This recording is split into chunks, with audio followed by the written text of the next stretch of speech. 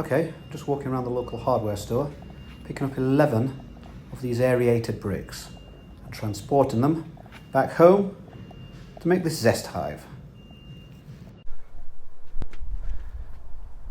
Okay everyone, now the secret to building this Zest hive, as far as I have found so far, is the ability to chop these blocks in half. I treated myself to a £6 saw. It's probably going to be blunt by the end of the day, so that might be a, let's see how we get on with that. And then I've marked up the halfway mark there and there with a straight edge like that. Just scored a line like that, so I can now see where to cut. And the other bit of information I recommend you take on board is let's go slowly and get this thing smooth. Here we go. Nice and steady away.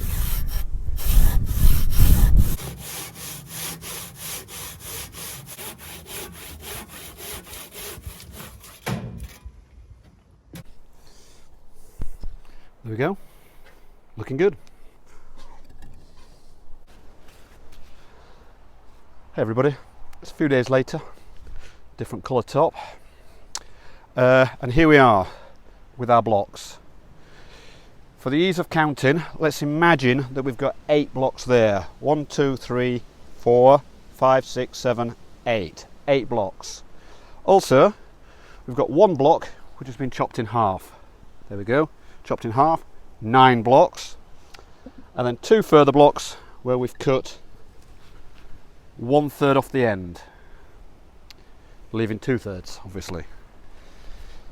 The spare 1/3 I've utilised over there where we're about to go now. Okay, so just to start off with, this is the base, which is made up from 2 solid blocks and then 2 of those 1/3 bits which we chopped off earlier across the middle. And then I'm starting to put the sides on. You'll notice also across the back it's the same story again. Upright we've got to the left and the right will be a solid block. Down the centre is one of the 2/3 blocks.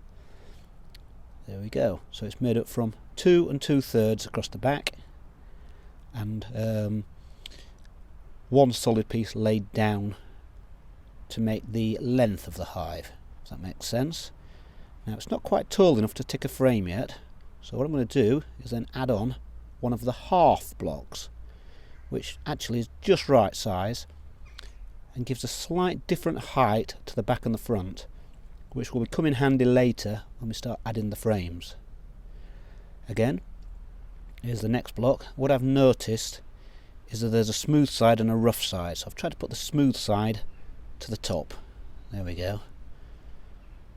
And then finally we just need to add the either front or back, depending on your point of view, together. Here it comes. So there's 1 piece there, and then finally 1 piece there. Then I just need to shunt everything nice and square before ratchet strapping the whole thing together. Okay, here we are, back together. Just popped a frame in there. That's 12 by 14.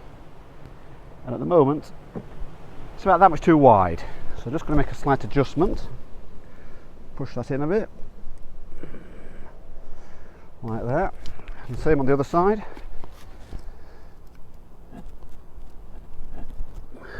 How's that looking? Let's get it square because we can. And now it's just got about the right amount of bee space, which is probably, there is a measurement, but it's about that much down each side. So I'm happy with that shape now. Next job, put a little bit of 2B1 down there and down there, and then I might also put a little strip of beading along the edge just to lift those up so it's not making too much contact. And then I give it a paint. It's not got a roof on yet, so that's a job for another day. But in the short term, I'm just got a ratchet strap, and the plan is we'll just hold the whole thing together This will probably live on there for the whole time, I suppose. So here we go, round the back.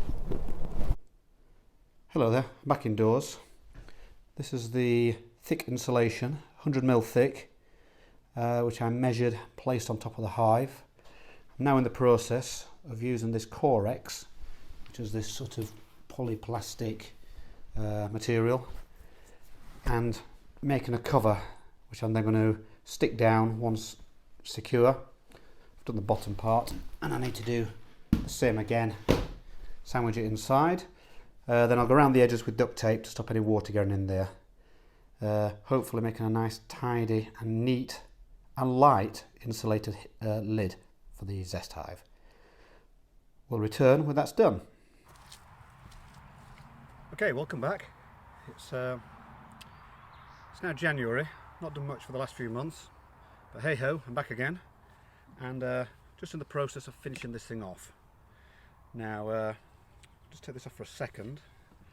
Down at my local hardware store, if you like, home base on this occasion, I managed to come across these little bits of wood. Just bring that closer, so hopefully you can see that. If that's clear, little gap there creates a ridge, and I thought that's perfect for what I require. So the plan is that sits there like that, position it so we're happy with it, and then the frame sits nicely on top of there, just with one little bit of contact, which will make life much easier when it comes to taking frames in and out. So I'm just going to use a bit of wood glue to stick this down. I'm not very DIY savvy, as you can probably guess, so anything that's easy seems like a good idea to me. Alright, quick square to this stuff. There we go. I don't think you can put too much on.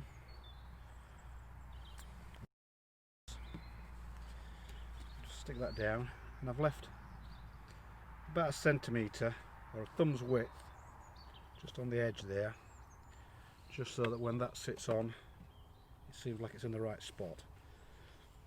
So I'll stick that down. There we go. I've stuck most of that down. Just got one last bit of wood. Now none of this is mission critical. This is just stuff I've found laying around. But I found if I stick an extra bit just there, coincidentally, and it is coincidentally, that makes a nice tidy job of that. So I'm well happy with that. I'll stick that down. Just to raise this brick up a fraction, put a few little stones underneath there. That now sits perfectly level, which is good. Then cut this stuff to sit on top, which is going to sit there like that.